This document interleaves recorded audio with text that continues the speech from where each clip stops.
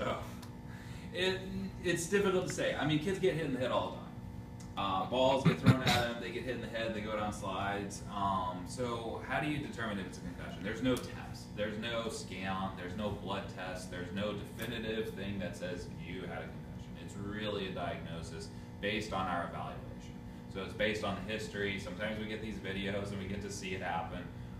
We do an exam in office, we test balance, we test vision, we even do cognitive testing. So there's this computerized testing called impact. There are all these different components to the evaluation that lead to the diagnosis. There's just not one simple test that tells you, boom, you were concussed. And as part of the treatment, we involve neuropsychologists who do cognitive testing, help with academics.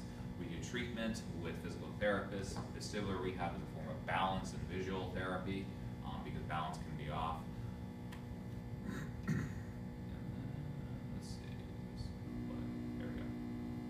So this was from Real Sports. This is one of the perks of the job right here. Ladies and gentlemen, the greatest team in NFL history, the 1985 Chicago Bears. Jim McMahon was the team's rebellious quarterback. His trademark headbands and sunglasses, he delighted in flouting convention and led with his attitude. Today, McMahon is a shell of his former self. His brain's so scrambled that he regularly does puzzles in an effort to keep his mind sharp. His body's so battered that at times he's been barely able to move.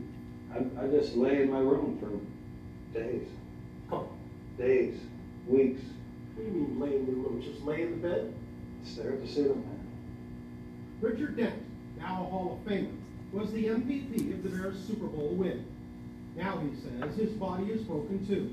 After years of playing through pain on a regular diet of team-supplied drugs. You passing out alcohol on the plane coming home, and you passing out meds too. Did they? Yes. A person needed consent on what I'm taking, how much I'm taking, and what's the consequences to it.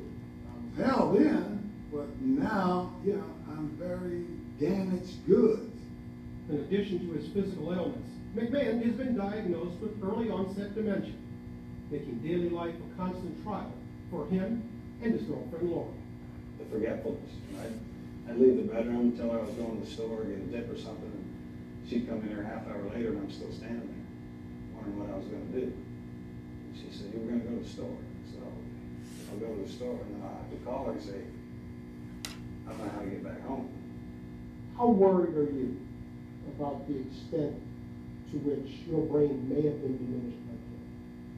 I'm very afraid. Shit, I'm scared, and I'm not scared, but I'm worried.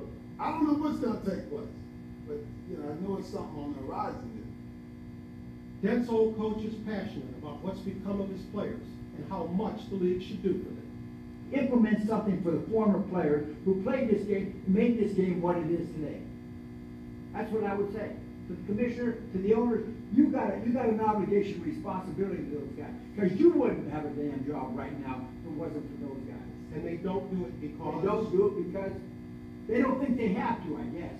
They don't think they owe anybody anything. And that's bull. Is this going to wind up being the cross on which football is nailed? Let me ask you a question better than that. If you had an 8-year-old kid in the